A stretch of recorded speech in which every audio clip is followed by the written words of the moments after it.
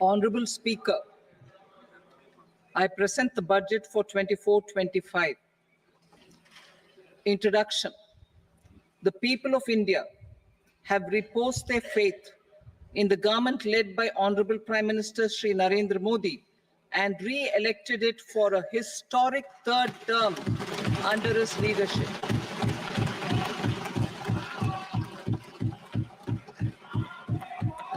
We are grateful for their support, faith, and trust in our policies. We are determined to ensure that all Indians, regardless of religion, caste, gender, and age, make substantial progress in realizing their life goals and aspirations. Global context. The global economy, while performing better than expected, is still in the grip of policy uncertainties. Elevated asset prices, political uncertainties, and shipping disruptions continue to pose significant downside risks for growth and upside risks to inflation. In this context, India's economic growth continues to be the shining exception and will remain so in the years ahead.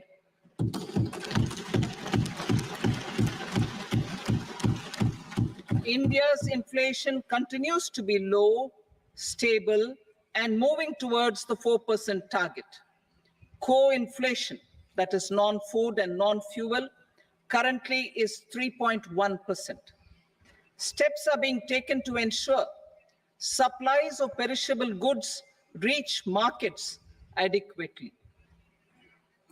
Interim budget.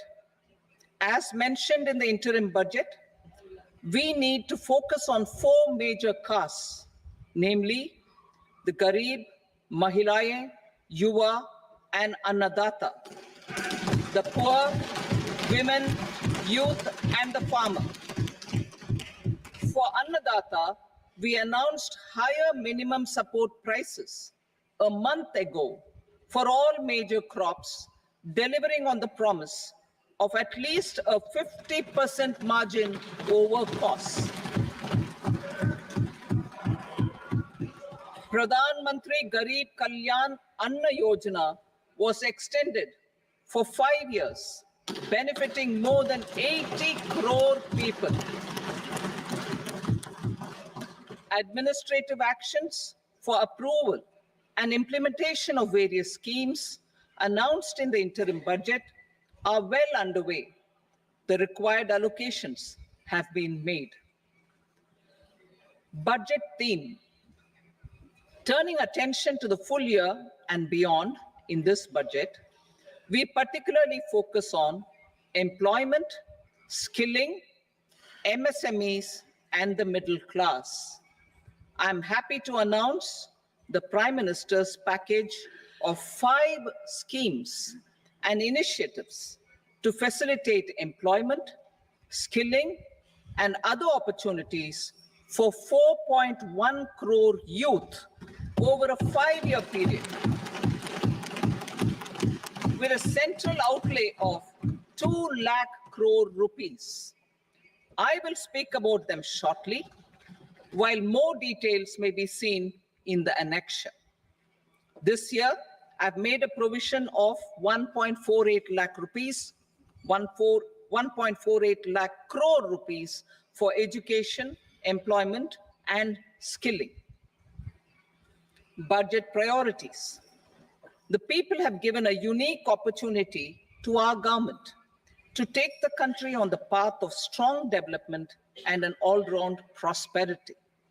In the interim budget, we promise to present a detailed roadmap for our pursuit of Vikasit Bharat. In line with the strategy set out in the interim budget, this budget envisages sustained efforts on the following 9 priorities for generating ample opportunities for all. Number 1, productivity and resilience in agriculture. Number 2, employment and skilling. Number 3, inclusive human resource development and social justice. 4, manufacturing and services. 5, urban development. 6, energy security. 7, infrastructure. 8, innovation, research and development. And 9, next generation reforms. Subsequent budgets will build on these and add more priorities and actions. A more detailed formulation will be carried out as part of the economic policy framework about which I will speak later in this speech. This budget details some of the specific actions to be initiated in the current year towards fulfillment of these priorities, with potential for transformative changes. The budget also covers some of the previously made announcements with intent to strengthen them and step up their implementation for expediting our journey towards the goal of Viksit Bharat. Priority 1, productivity and resilience in agriculture. Transforming agricultural research. Our government will undertake a comprehensive review of the agricultural research setup to bring the focus on raising productivity and developing climate resilient varieties. Funding will be provided in challenge mode, including to the private sector. Domain experts, both from the government and outside, will oversee the conduct of such research. Release of new varieties. New 109 high-yielding and climate-resilient varieties of 32 field and horticultural crops will be released for cultivation by farmers. Natural farming. In the next 2 years, 1 crore farmers across the country will be initiated into natural farming, supported by certification and branding. Implementation will be through scientific institutions and willing gram panchayats. 10,000 need-based bio-input resource centers will be established. Missions for pulses and oil seeds. For achieving self-sufficiency in pulses and oil seeds, we will strengthen their production, storage, and marketing. As announced in the interim budget, a strategy is being put in place to achieve Atmanirbharta for oil seeds such as mustard, groundnut, sesame, soybean, and sunflower. Vegetable production and supply chains. Large-scale clusters for vegetable production will be developed closer to major consumption centers. We will promote farmer-producer organizations, cooperatives, and startups for vegetable supply chains, including for collection and storage and marketing. Digital public infrastructure for agriculture. Buoyed by the success of the pilot project, our government, in partnership with the states, will facilitate the implementation of the digital public infrastructure in agriculture for coverage of farmers and their lands in 3 years. During this year, digital crop survey for Kharif using the DPI will be taken up in 400 districts. The details of 6 crore farmers and their lands will be brought into the farmer and land registries. Further, the issuance of Jansatta based Kisan credit cards will be enabled in 5 states. Shrimp production and export. Financial support for setting up a network of nucleus breeding centers for shrimp brood stocks will be provided. Financing for shrimp farming, processing, and export will be facilitated through NABARD. National cooperation policy. Our government will bring out a national cooperation policy for systematic, orderly, and all-round development of the cooperative sector, fast-tracking growth of rural economy and generation of employment opportunities on a large scale will be the policy goal. This year, I have made a provision of 1.52 lakh crore rupees for agriculture and allied sectors.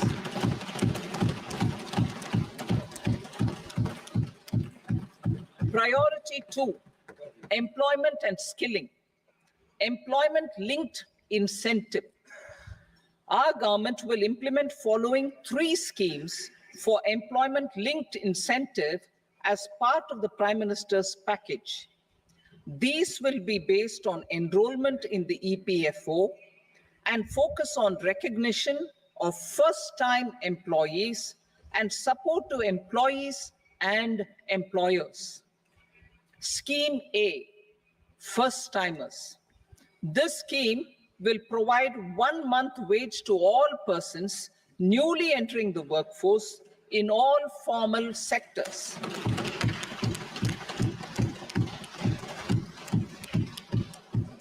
Direct benefit transfer of 1 month's salary in 3 installments to first-time employees as registered in the EPFO will be up to 15,000 rupees.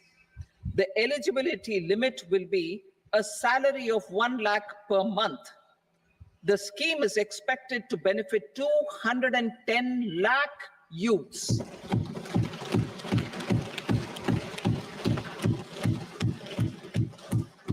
Scheme B, job creation in manufacturing. This scheme will incentivize additional employment in the manufacturing sector linked to the employment of first-time employees. An incentive will be provided at specified scale directly both to the employee and the employer with respect to the EPFO contribution in the first 4 years of employment. The scheme is expected to benefit 30 lakh youth entering employment and their employers.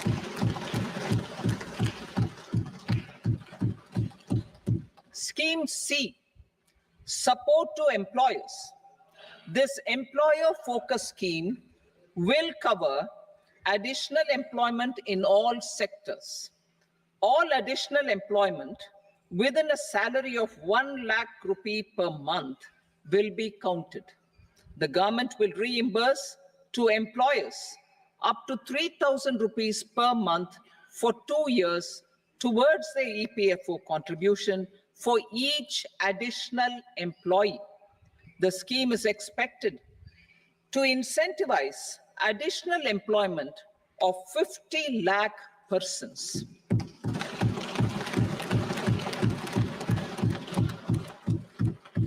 Participation of women in the workforce. We will facilitate higher participation of women in the workforce through setting up of working women hostels in collaboration with industry and establishing creches. In addition, the partnership will seek to organize women-specific skilling programs and promotion of market access for women SHG enterprises. Skilling program. I'm happy to announce a new centrally sponsored scheme as the 4th scheme under the Prime Minister's package for skilling in collaboration with state governments and industry. 20 lakh youth will be skilled over a 5-year period.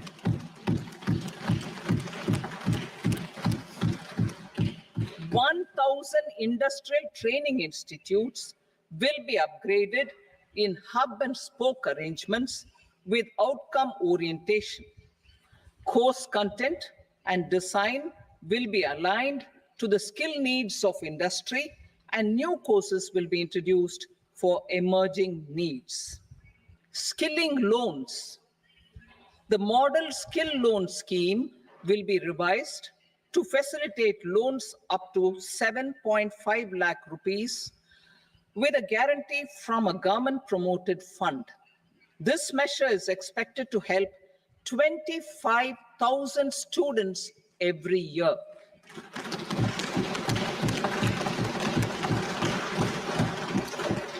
Education loans for helping our youth who have not been eligible for any benefit under government schemes and policies. I am happy to announce a financial support for loans up to 10 lakh rupees for higher education in domestic institutions.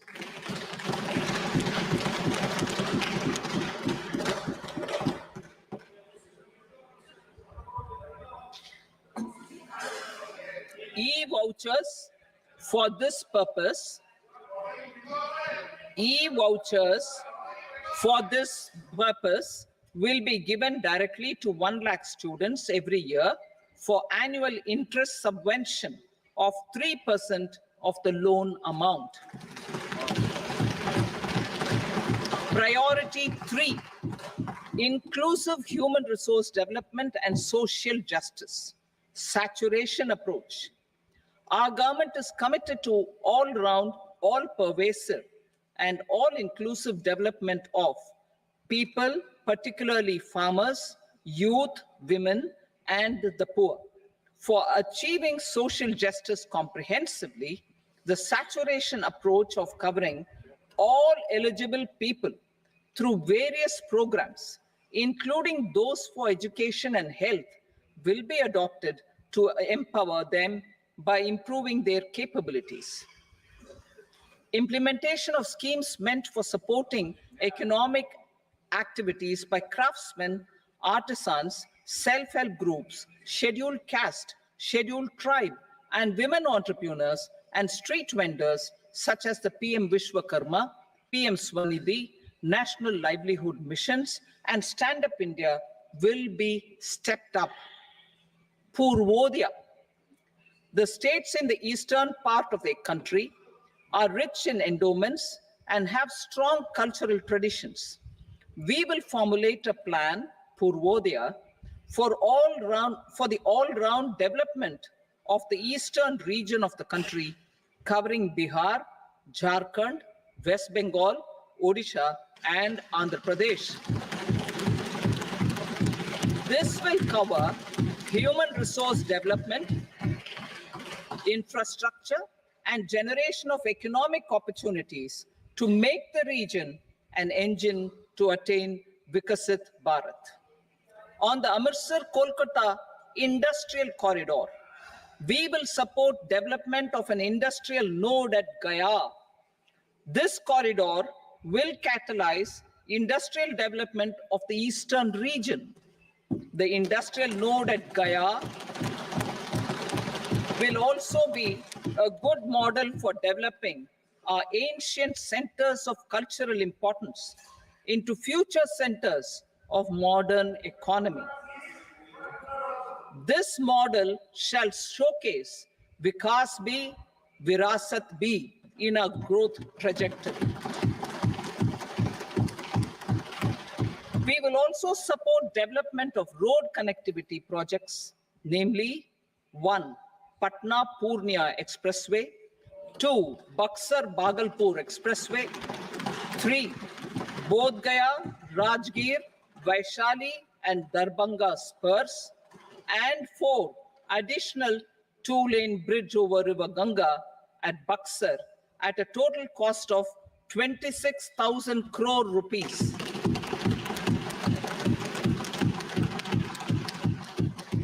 Power projects, including setting up of a new 2,400 megawatt power plant at Peer Painti, will be taken up at a cost of 21,400 crore rupees. New airports, medical colleges, and sports infrastructure in Bihar will be constructed. An additional allocation to support capital investments will be provided. The requests of Bihar government for external assistance from multilateral development banks will be expedited.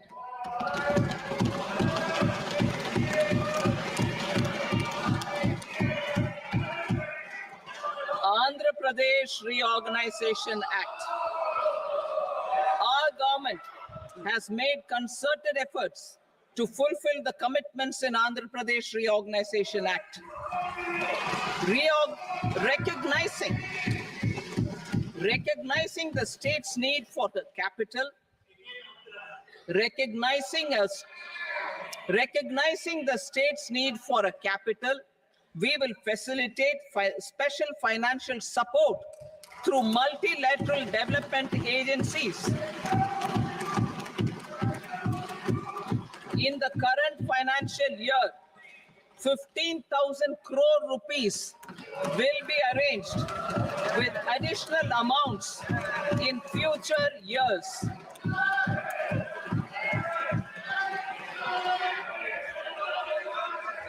Our government is fully committed to financing and early completion of the Polavaram irrigation project, which is the lifeline for Andhra Pradesh and its farmers.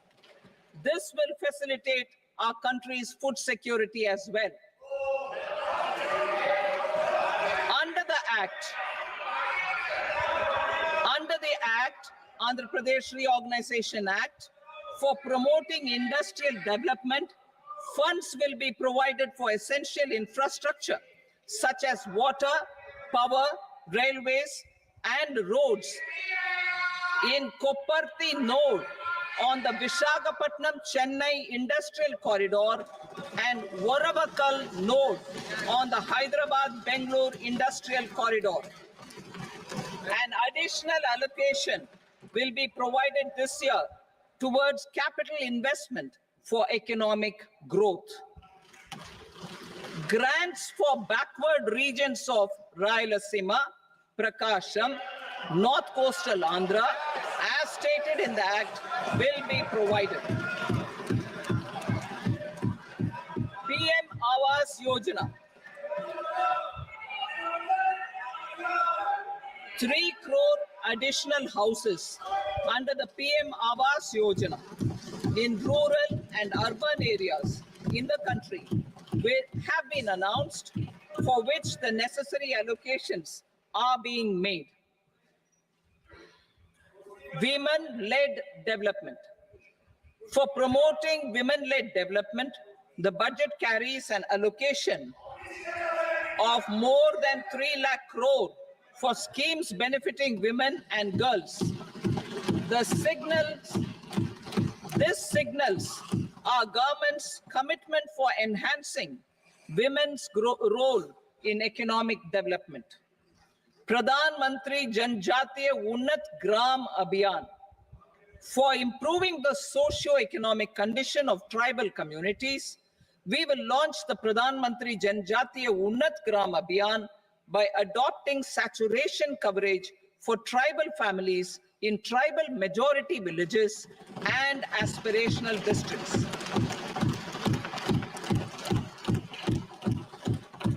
This will cover 63,000 villages, benefiting 5 crore tribal people.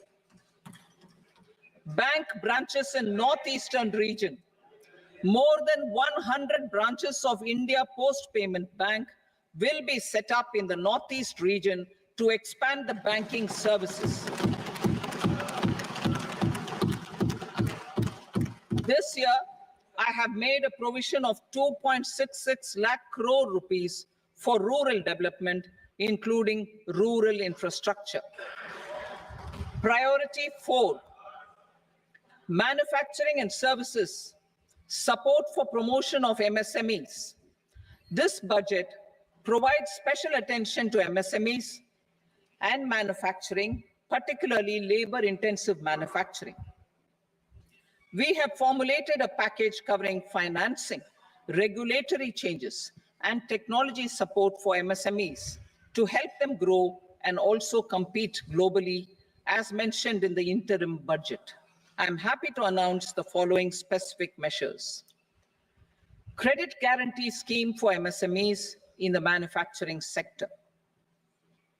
For facilitating term loans to MSMEs for purchase of machinery and equipment without collateral or third-party guarantee, a credit guarantee scheme will be introduced. The scheme will operate on pooling of credit risks of such MSMEs. A separately constituted self-financing guarantee fund will provide to each applicant guarantee cover up to 100 crore rupees, while the loan amount may be larger. The borrower will have to provide an upfront guarantee fee and an annual guarantee fee on the reducing loan balance. New assessment model for MSME credit. Public sector banks will build their own in-house capability to assess MSMEs for credit instead of relying on external assessment. They will also take a lead in developing or getting developed a new credit assessment model based on the scoring of digital footprints of the MSMEs in the economy. This is expected to be a significant improvement over the traditional assessment of credit eligibility based only on asset or turnover criteria. That will also cover MSMEs without a formal accounting system. Credit support to MSMEs during stress period. I'm happy to announce a new mechanism for facilitating continuation of bank credit to MSMEs during their stress period while being in special mention account, SMA account, SMA stage. For reasons beyond their control, MSMEs need credit to continue their business and to avoid getting into the NPA stage. Credit availability will be supported through a guarantee from a government-promoted fund.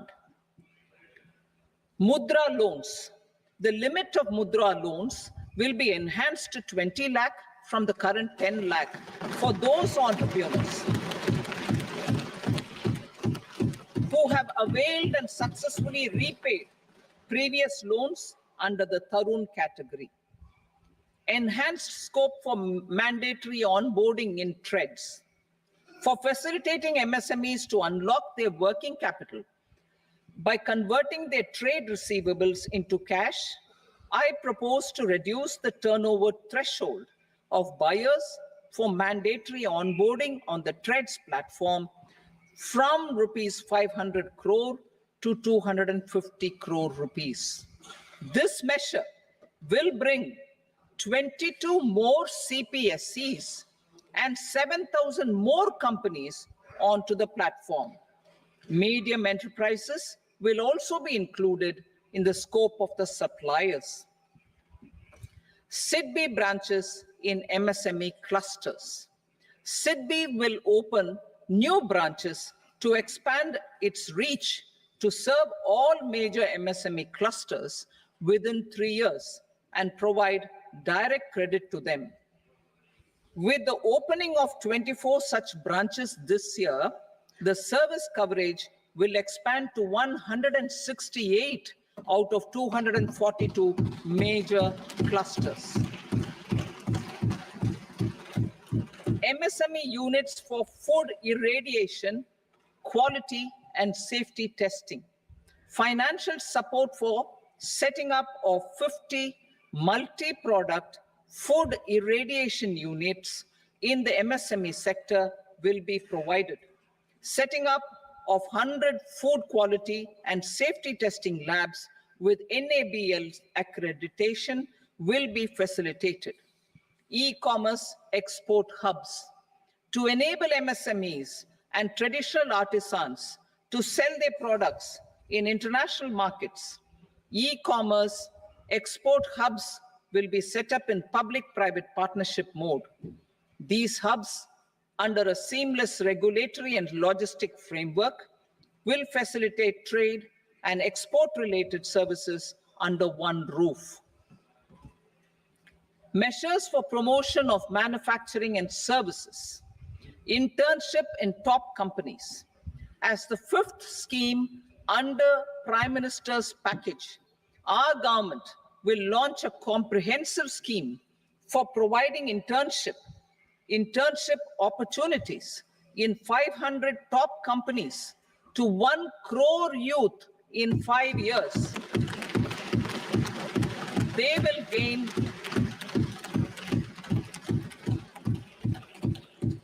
will gain exposure for 12 months to real-life business environment, varied professions, and employment opportunities. An internship allowance of 5,000 per month, 5,000 rupees per month, along with a one-time assistance of 6,000 rupees will be provided. Companies will be expected to bear the training cost and 10% of their internship cost from their CSR funds. Industrial parks. Our government will facilitate development of investment-ready, plug-and-play industrial parks with complete infrastructure in or near 100 cities in partnership with the states and private sector by better using town planning schemes. 12 industrial parks under the National Industrial Corridor Development Program also will be sanctioned.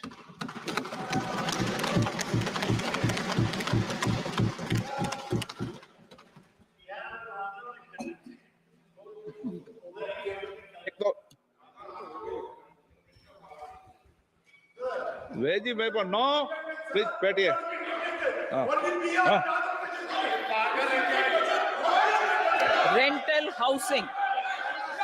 Rental housing with dormitory type accommodation for industrial workers will be, just 1 minute. Rental housing, I repeat, rental housing with dormitory type accommodation for industrial workers will be facilitated in PPP mode with VGF support and commitment from anchor industries.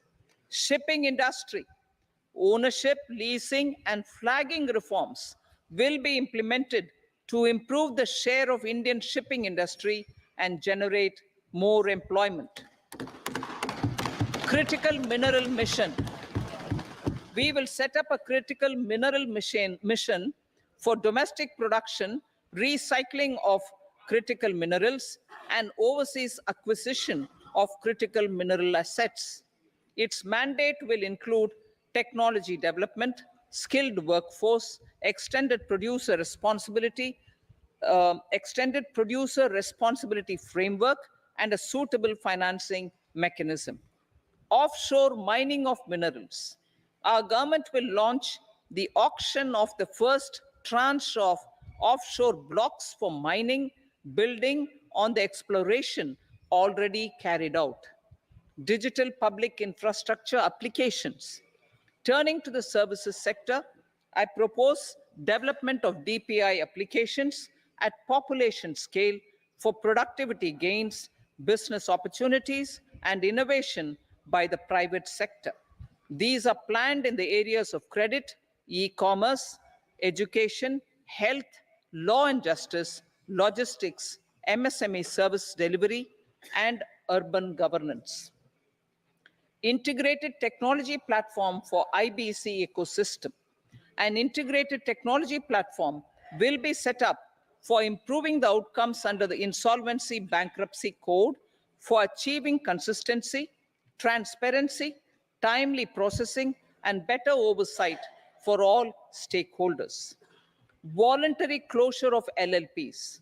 The services of the Center for Processing Accelerated Corporate Exit, CPACE, will be extended for voluntary closure of LLPs to reduce the closure times. National Company Law Tribunals. The IBC has resolved more than 1,000 companies, resulting in direct recovery of 3.3 lakh crore to creditors. 3.3 lakh crore rupees to creditors. In addition, 28,000 cases involving over 10 lakh crore rupees have been disposed of even prior to admission. Appropriate changes to the IBC, reforms and strengthening of the tribunal and appellate tribunals will be initiated to speed up insolvency resolution. Additional tribunals will be established. Out of those, some will be notified to decide cases exclusively under the Companies Act. Debt recovery. Steps for reforming and strengthening debt recovery tribunals will be taken. Additional tribunals will be established to speed up recovery. Priority 5, urban development. Cities as growth hubs. Working with states, our government will facilitate development of cities as growth hubs. This will be achieved through economic and transit planning and orderly development of peri-urban areas utilizing town planning schemes. Creative redevelopment of cities. For creative brownfield redevelopment of existing cities with a transformative impact, our government will formulate a framework for enabling policies, market-based mechanisms, and regulation. Transit-oriented development.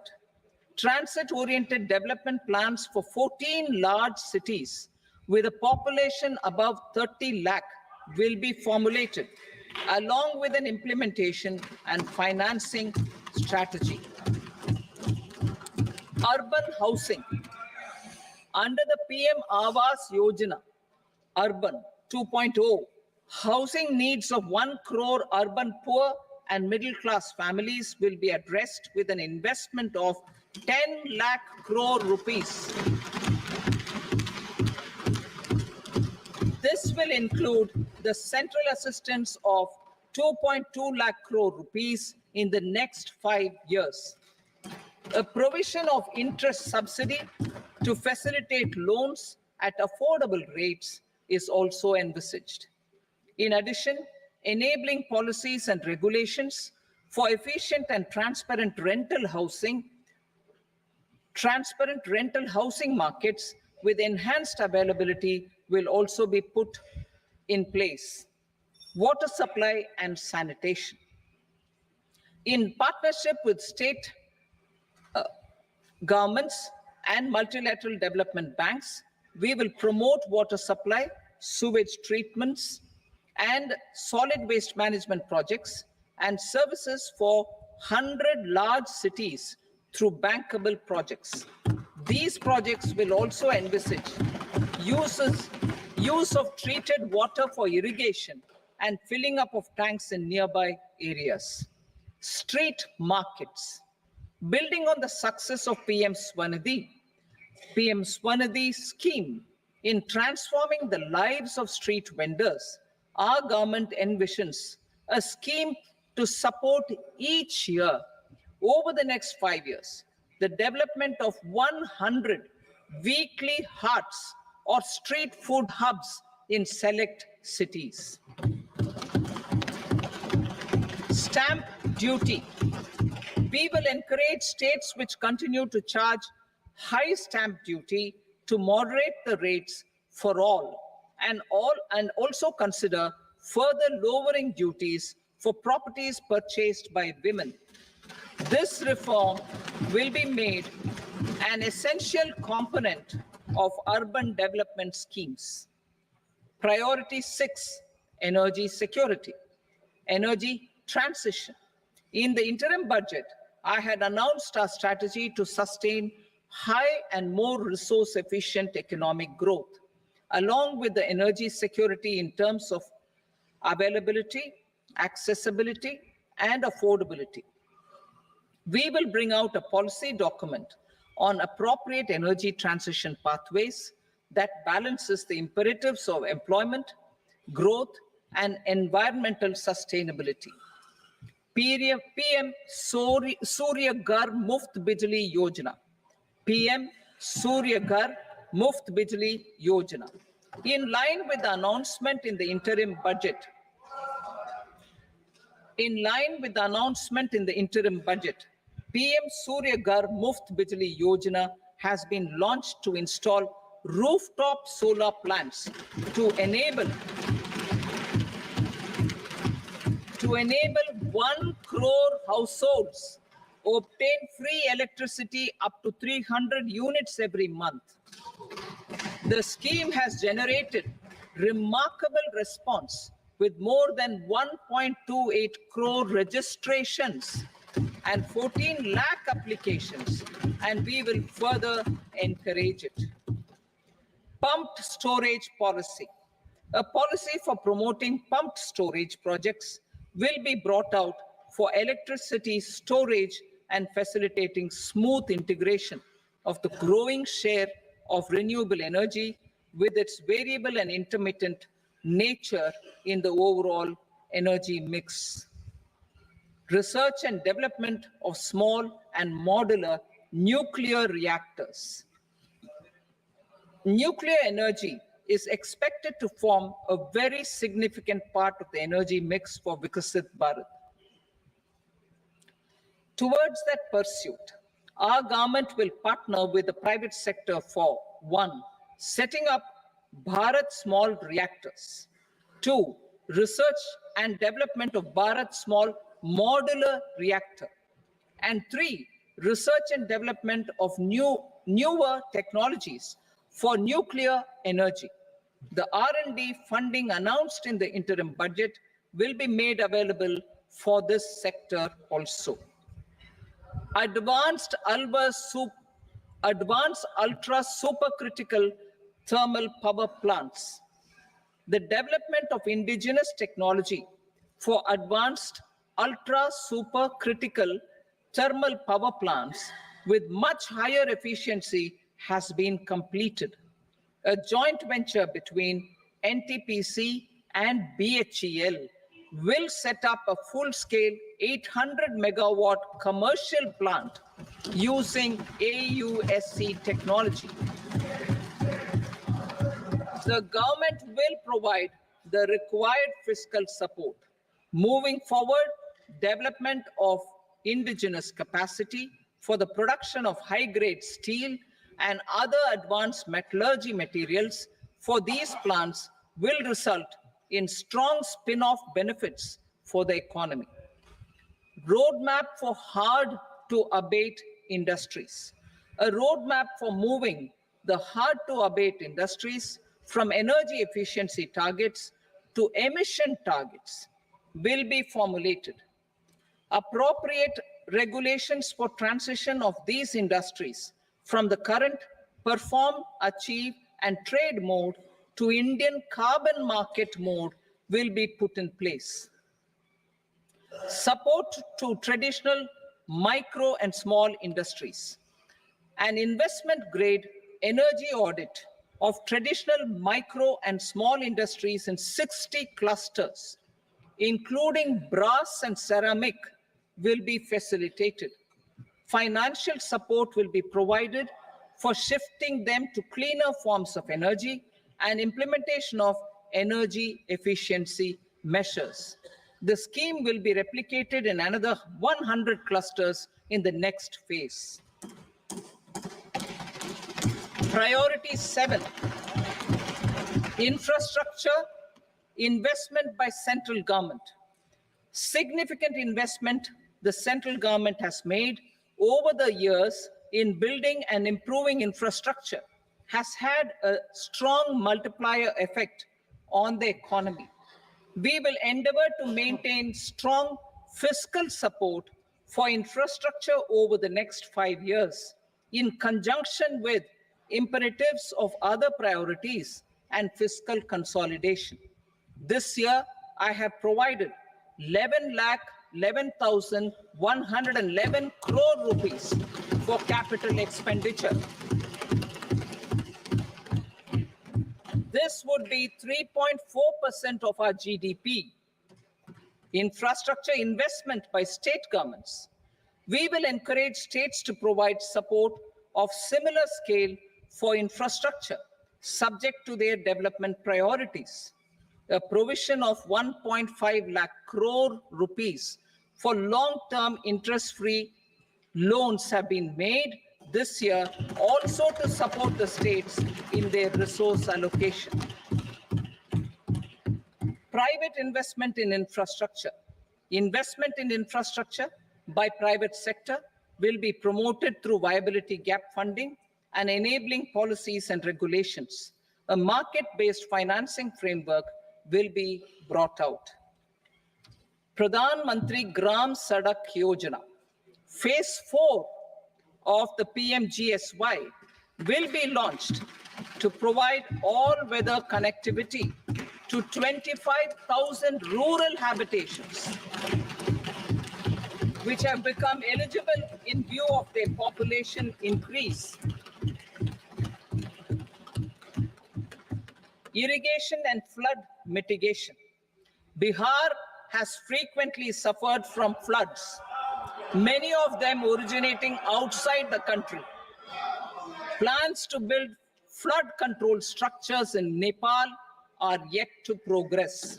Our government, through the Accelerated Irrigation Benefit Program and other sources, will provide financial support for projects with estimated cost of 11,500 crore rupees, such as the Kosi-Michi intra-state link and 20 other ongoing and new schemes, including barrages, river pollution abatement, and irrigation projects. In addition, survey and investigation of Kosi-related flood mitigation and irrigation projects will be undertaken. Assam grapples with floods every year by the Brahmaputra River and its tributaries originating outside India. We will provide assistance to Assam for flood management and related projects.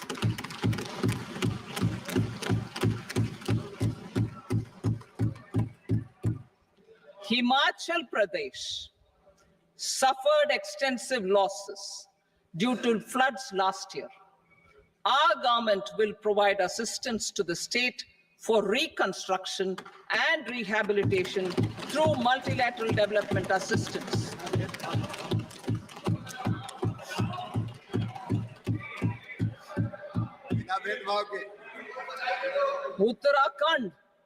Uttarakhand too suffered losses due to cloudbursts and massive landslides.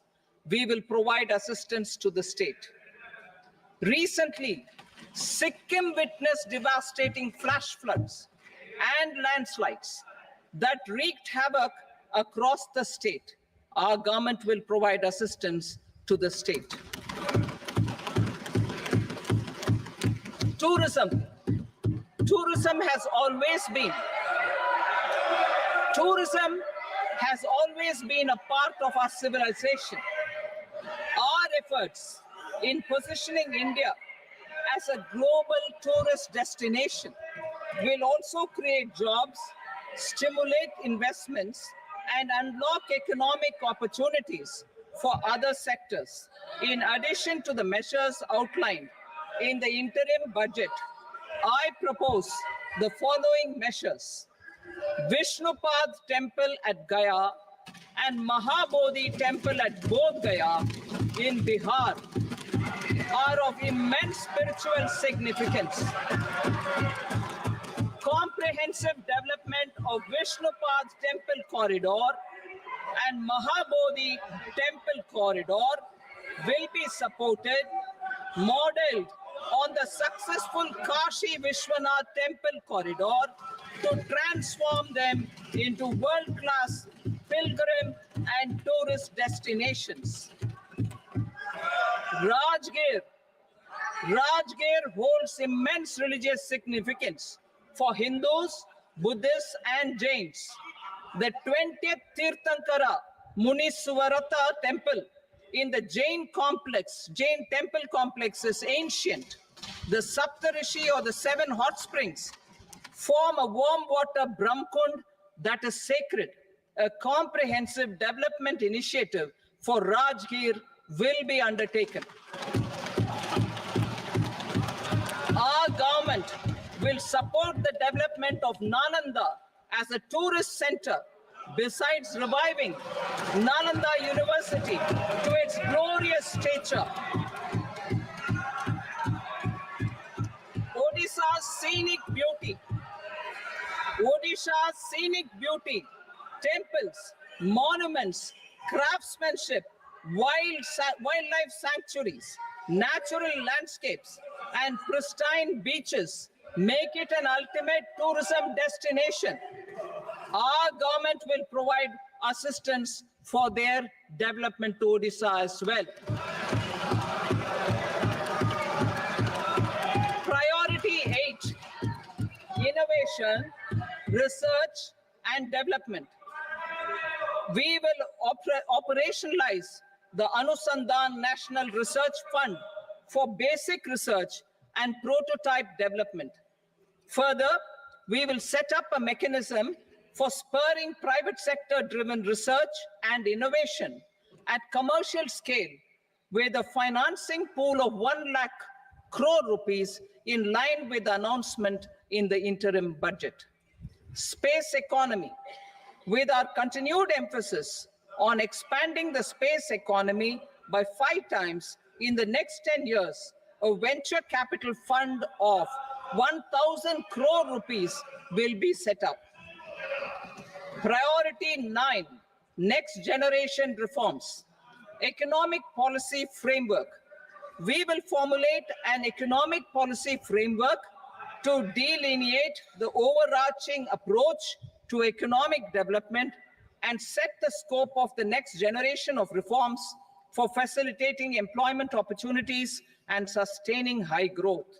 Our government will initiate and incentivize reforms for 1, improving productivity of factors of production, and 2, facilitating markets and sectors to become more efficient. These reforms will cover all factors of production, namely land, labor, capital, and entrepreneurship, and technology as an enabler of improving total factor productivity and bridging inequality. Effective implementation of several of these reforms requires collaboration between the center and the states, and building consensus as development of the country lies in development of the states. For promoting competitive federalism and incentivizing states for faster implementation of reforms, I propose to earmark a significant part of the 50-year interest-free loan. Working with the states, we will initiate the following reforms.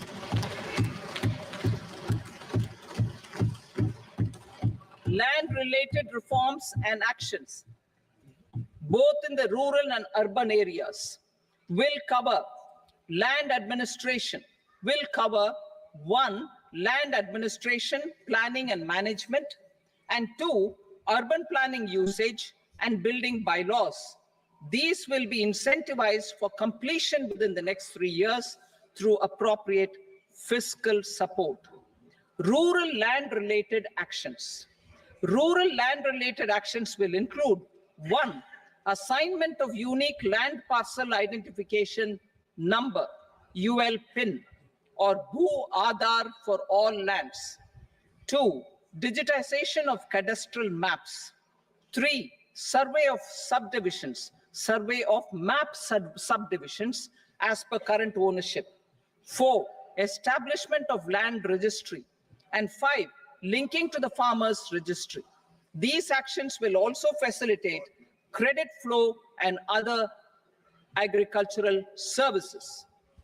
Urban land-related actions. Land records in urban areas will be digitized with GIS mapping. An IT-based system for property record administration, updating, and tax administration will be established. These will also facilitate improving the financial position of urban local bodies. Labor-related reforms. Services to labor. Our government will facilitate the provision of a wide array of services to labor, including those for employment and skilling. A comprehensive integration of e-Shram portal with other portals will facilitate such one-stop solution.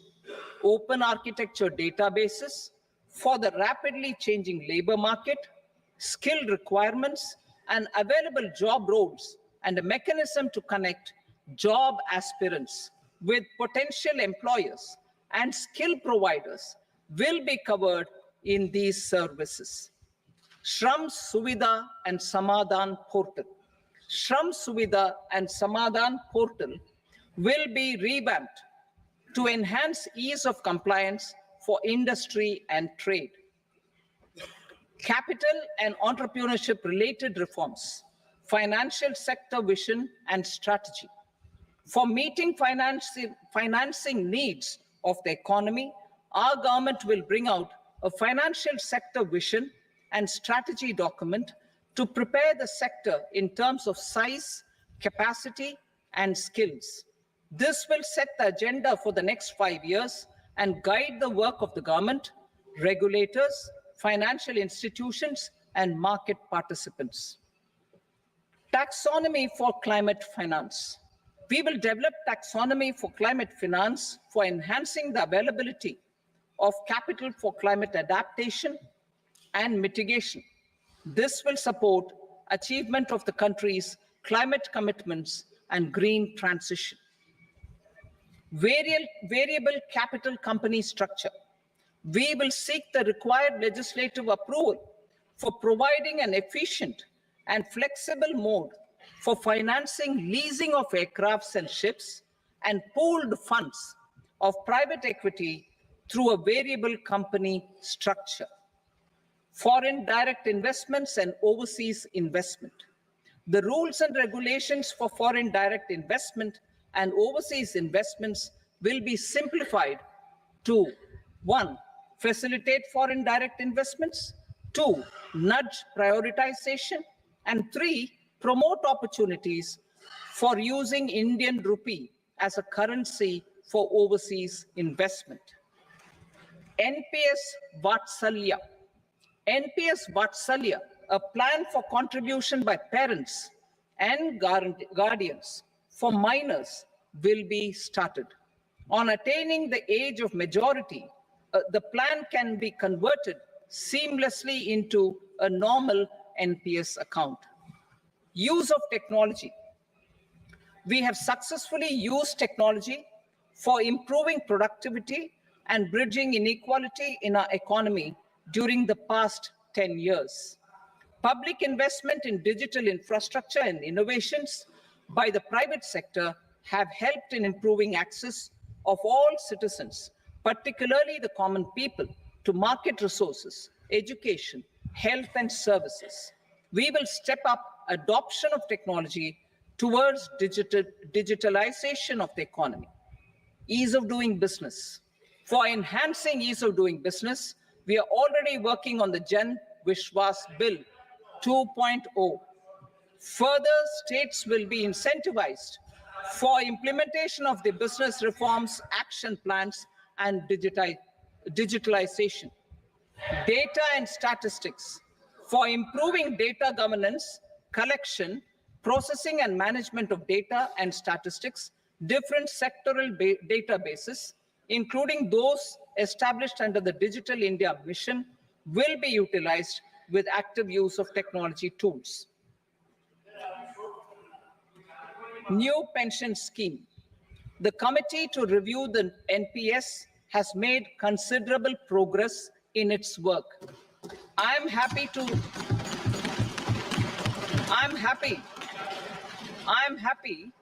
that the staff side of the National Council of the Joint Consultative Machinery for Central Government Employees has taken a constructive approach.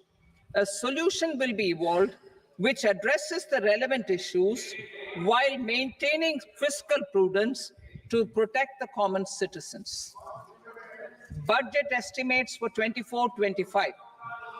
For the year 24-25, total receipts other than borrowings and the total expenditure are estimated at 32.07 lakh crore rupees and 48.21 lakh crore rupees respectively. The net tax receipts are estimated at 25.83 lakh crore rupees. The fiscal deficit is estimated at 4.9% of the GDP. The gross and the net market borrowings through dated securities during 24-25 are estimated at 14.01 lakh crore rupees and 11.63 lakh crore rupees respectively. Both will be less than that in 23-24. The fiscal consolidation path announced by me in 2021 has served our economy very well, and we aim to reach the deficit below 4.5% next year. The government is committed to staying the course. From 2026-27 onwards, our endeavor will be to keep the fiscal deficit each year such that the central government's debt will be on a declining path as percentage of GDP. I will now move to Part B.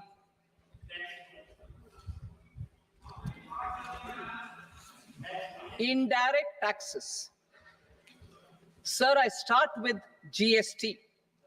It has decreased tax incidence on the common man, reduced compliance burden and logistics cost for trade and industry, and enhanced revenues of the central and the state governments. It is a success of vast proportions. To multiply the benefits of GST, we will strive to further simplify and rationalize the tax structure and endeavor to expand it to the remaining sectors. My proposals for customs duties intend to support domestic manufacturing, deepen local value addition, promote export competitiveness, and simplify taxation while keeping the interest of the general public and consumers surmount. In Budget 22-23, we reduced the number of customs duty rates. I propose to undertake a comprehensive review of the rate structure over the next 6 months to rationalize and simplify it for ease of trade, removal of duty inversion, and reduction of disputes. I shall now take up sector-specific customs duty proposals. Medicine and medical equipments. To provide relief to cancer patients, I propose to fully exempt 3 more medicines from customs duties.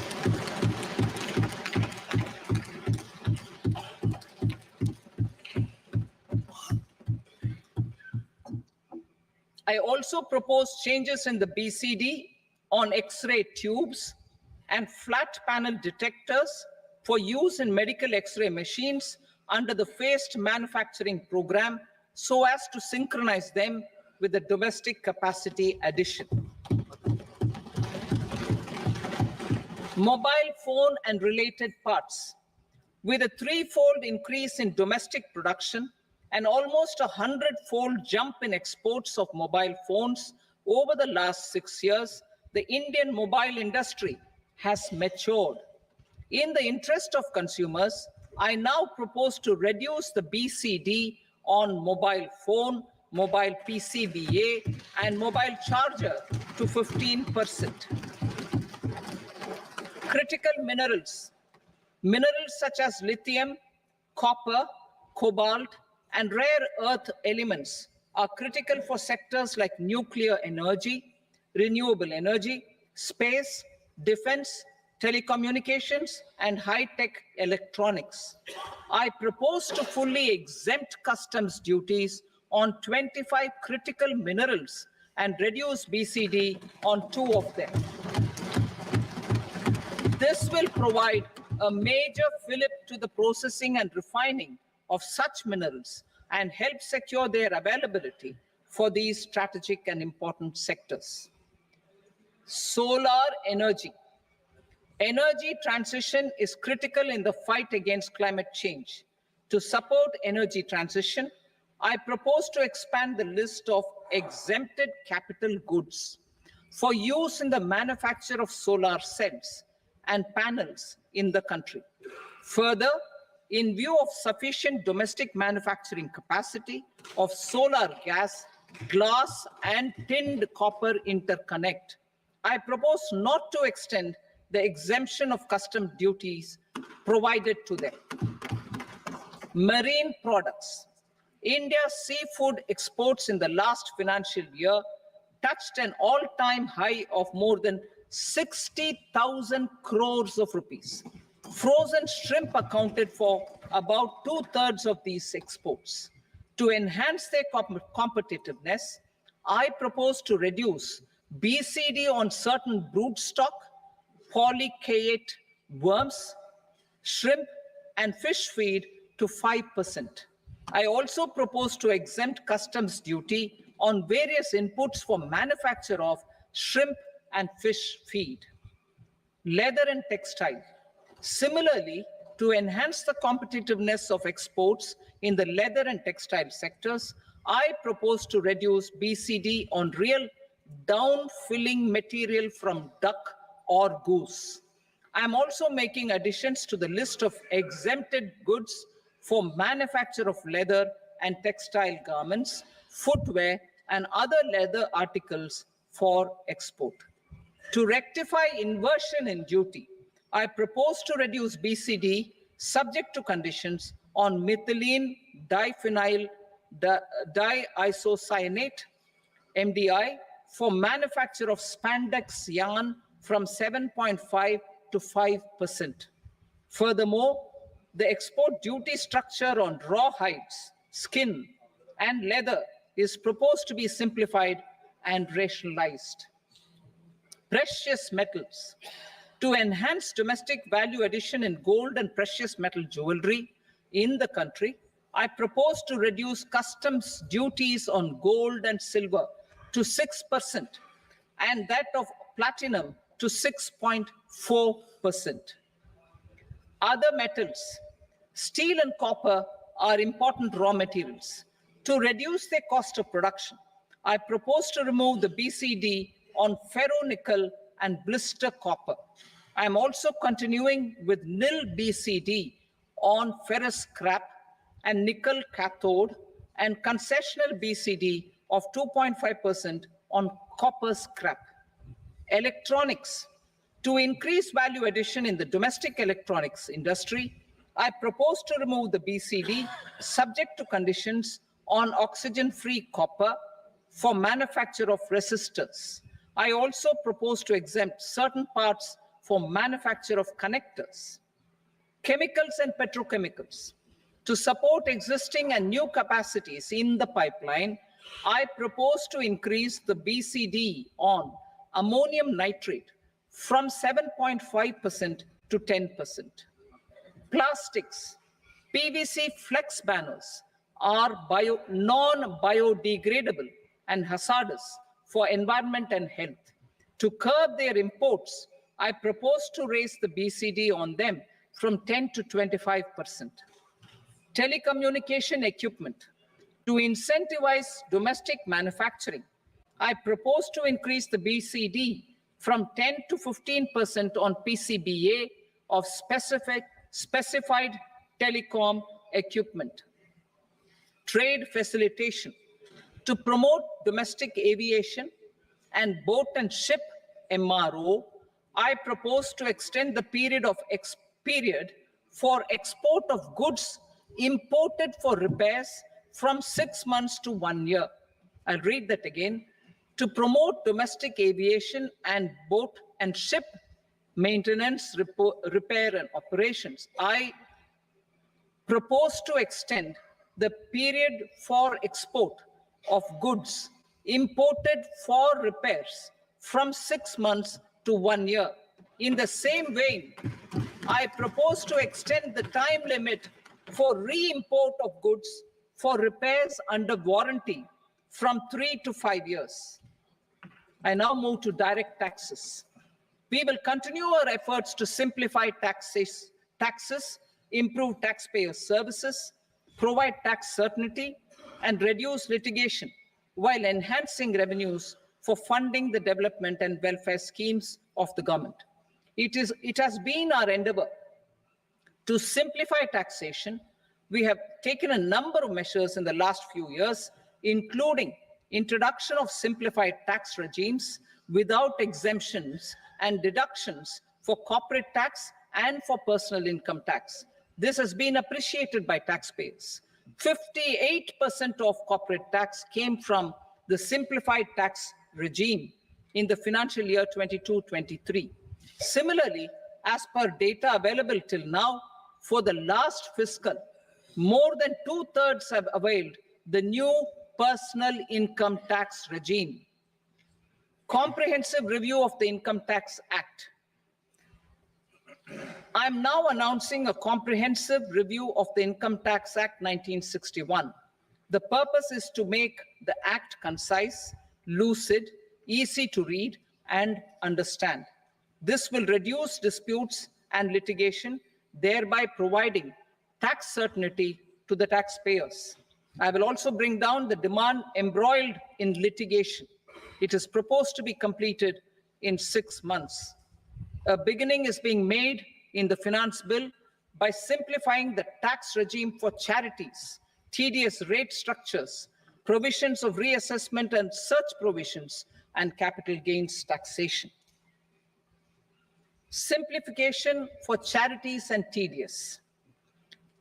Two tax exemption regimes. The two tax exemption regimes for charities are proposed to be merged into one. The 5% TDS rate on many payments is being merged into the 2% TDS rate, and the 20% TDS rate on repurchase of units by mutual funds or UTI is being withdrawn.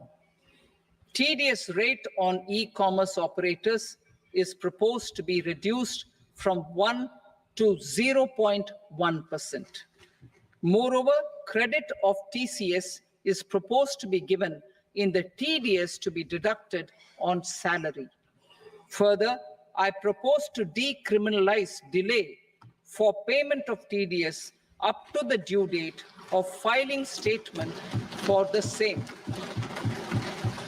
I also plan to provide a standard operating procedure for TDS defaults and simplify and rationalize the compounding guidelines for such defaults. Simplification of reassessment.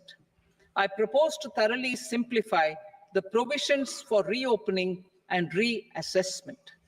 An assessment hereinafter can be reopened beyond 3 years from the end of the assessment year only if the escaped income is 50 lakh rupees or more, up to a maximum period of 5 years from the end of the assessment year. Even in such cases, a time limit of 6 years before the year of the search, as against the existing time limit of 10 years, is being proposed. This will reduce tax uncertainty and disputes. Simplification and rationalization of capital gains. Capital gains taxation is also proposed to be hugely simplified.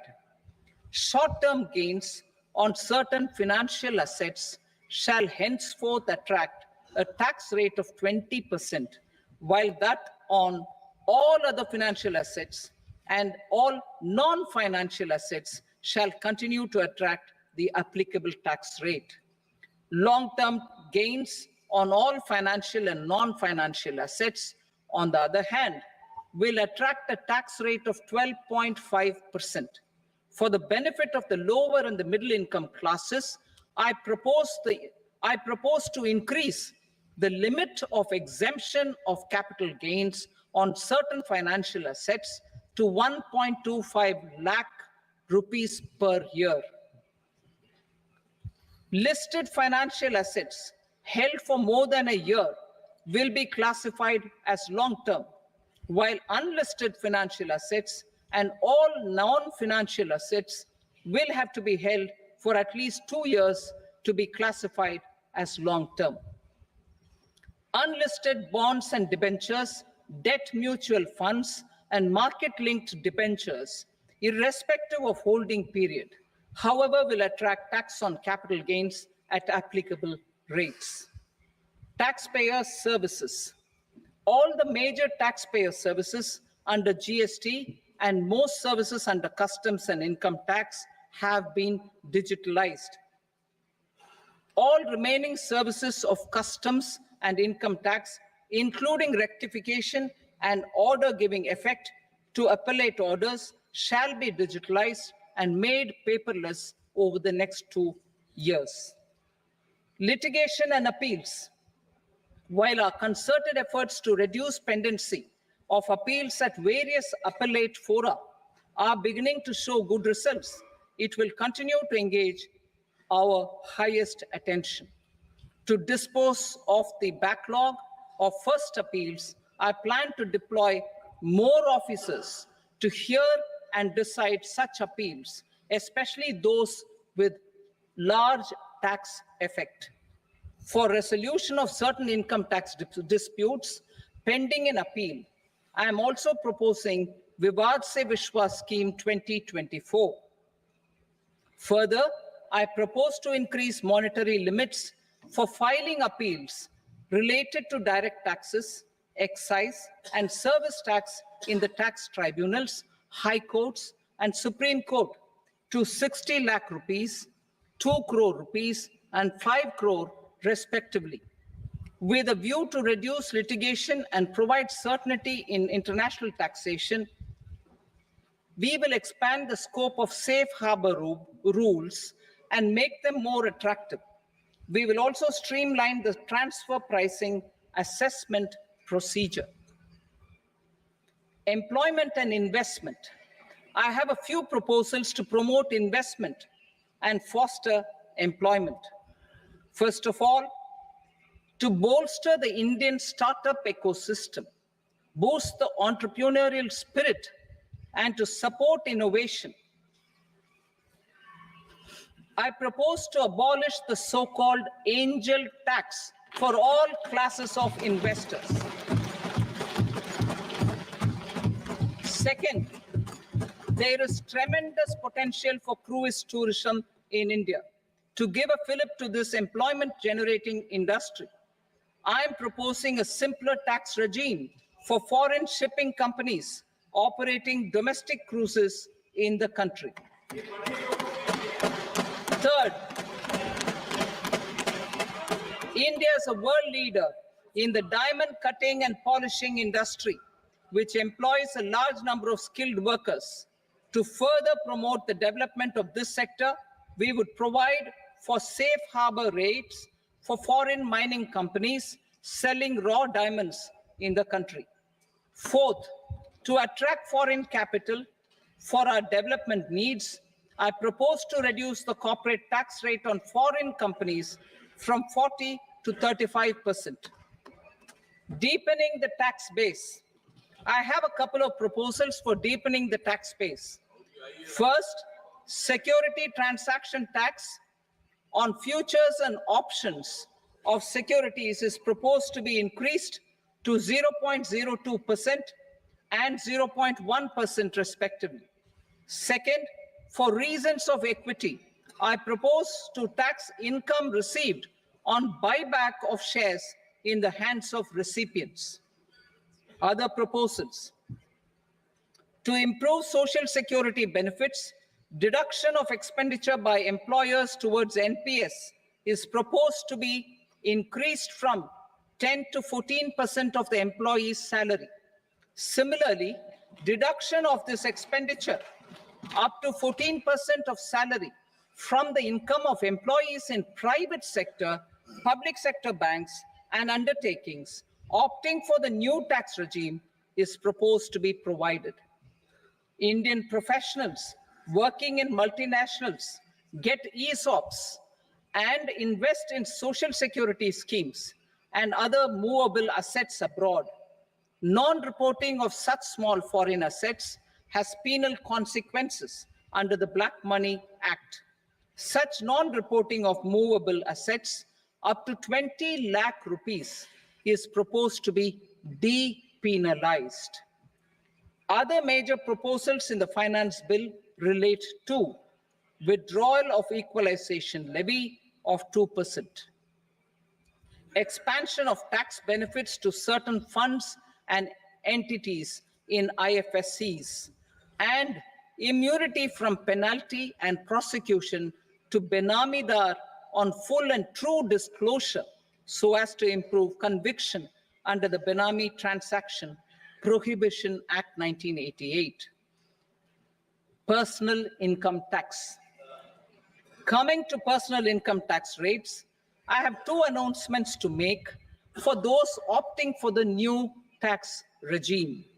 First, the standard deduction for salaried employees is proposed to be increased from 50,000 to 75,000 rupees.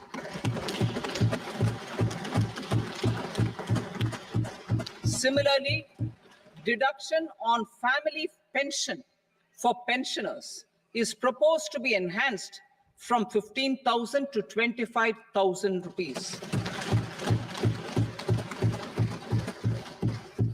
This will provide relief to about 4 crore salaried individuals and pensioners.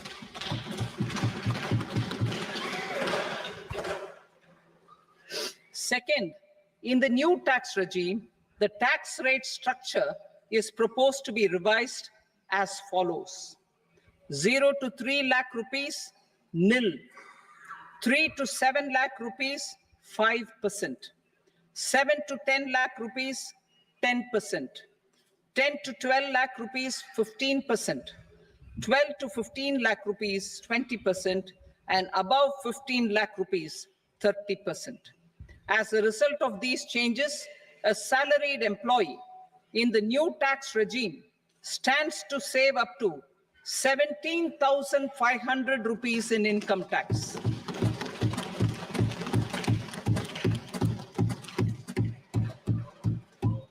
Apart from these, I am also making some other changes as given in the annexure. As a result of these proposals, revenue of about 37,000 crore, that is 29,000 crore in direct taxes and 8,000 crore in indirect taxes, will be foregone, while revenue of about 30,000 crore rupees will be additionally mobilized. Thus, the total revenue foregone is about 7,000 crores annually. Mr. Speaker, sir, with this, I commend the budget to this august House. Jai Hind.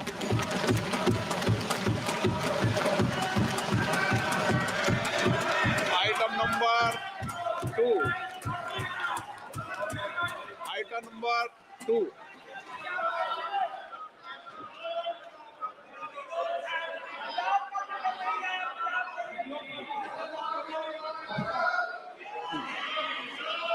Sir, with your permission, I rise to lay on the table the following statements under Section 3 of the Fiscal Responsibility and Budget Management, FRBM Act 2003, medium-term fiscal policy cum fiscal policy strategy statement and macroeconomic framework statement. Item number 3. Sir, with your permission, I rise to move for leave to introduce the Finance Number 2 Bill 2024. प्रश्न ये कि विधेयक को पुनर्स्थापित करने की अनुमति प्रदान की जाए। जो सदस्य इसके पक्ष में हाँ कहें, जो सदस्य विरोध में ना कहें।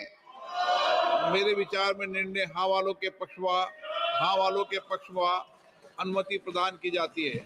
माननीय मंत्री जी, अब विधेयक पुनर्स्थापित करें। Sir, I introduce the bill. Item number 4. The Union Territory of Jammu and Kashmir budget. Sir, I rise to present a statement, Hindi and English versions, of the estimated receipts and expenditure of the Union Territory of Jammu and Kashmir for the year 24-25. सभा की कार्रवाई कल बुधवार दिनांक 24 जुलाई 2024 को प्राप्त 11 बजे तक के लिए स्थगित की जाती है।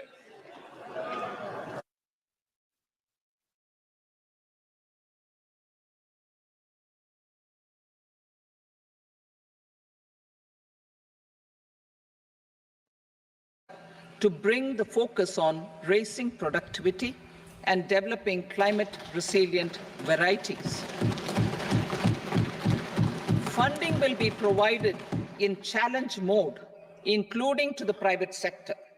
Domain experts, both from the government and outside, will oversee the conduct of such research. Release of new varieties.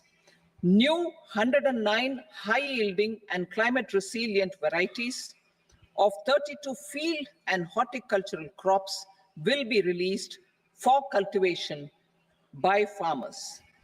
Natural farming. In the next 2 years, 1 crore farmers across the country will be initiated into natural farming, supported by certification and branding. Implementation will be through scientific institutions and willing gram panchayats. 10,000 need-based bio-input resource centers will be established. Missions for pulses and oil seeds. For achieving self-sufficiency in pulses and oil seeds, we will strengthen their production, storage, and marketing. As announced in the interim budget, a strategy is being put in place to achieve Atmanirbharta for oil seeds such as mustard, groundnut, sesame, soybean, and sunflower. Vegetable production and supply chains. Large-scale clusters for vegetable production will be developed closer to major consumption centers. We will promote farmer-producer organizations, cooperatives, and startups for vegetable supply chains, including for collection and storage and marketing.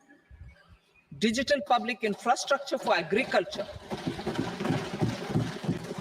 Buoyed by the success of the pilot project, our government, in partnership with the states, will facilitate the implementation of the digital public infrastructure in agriculture for coverage of farmers and their lands in 3 years.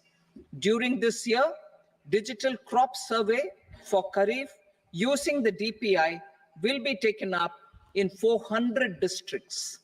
The details of 6 crore farmers and their lands will be brought into the farmer and land registries. Further, the issuance of Jansatta-based Kisan credit cards will be enabled in 5 states. Shrimp production and export. Financial support for setting up a network of nucleus breeding centers for shrimp brood stocks will be provided. Financing for shrimp farming, processing, and export will be facilitated through NABARD. National cooperation policy. Our government will bring out a national cooperation policy for systematic, orderly, and all-round development of the cooperative sector, fast-tracking growth of rural economy and generation of employment opportunities on a large scale will be the policy goal. This year, I have made a provision of 1.52 lakh crore rupees for agriculture and allied sectors.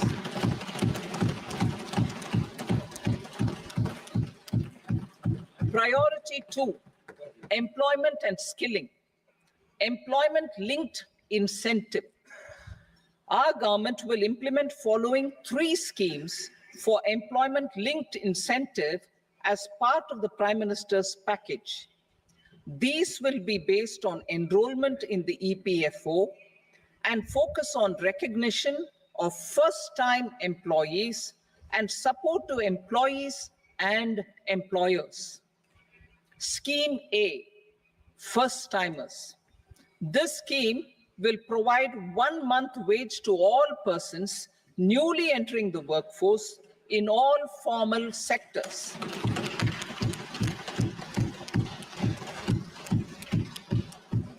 Direct benefit transfer of 1 month's salary in 3 installments to first-time employees as registered in the EPFO will be up to 15,000 rupees.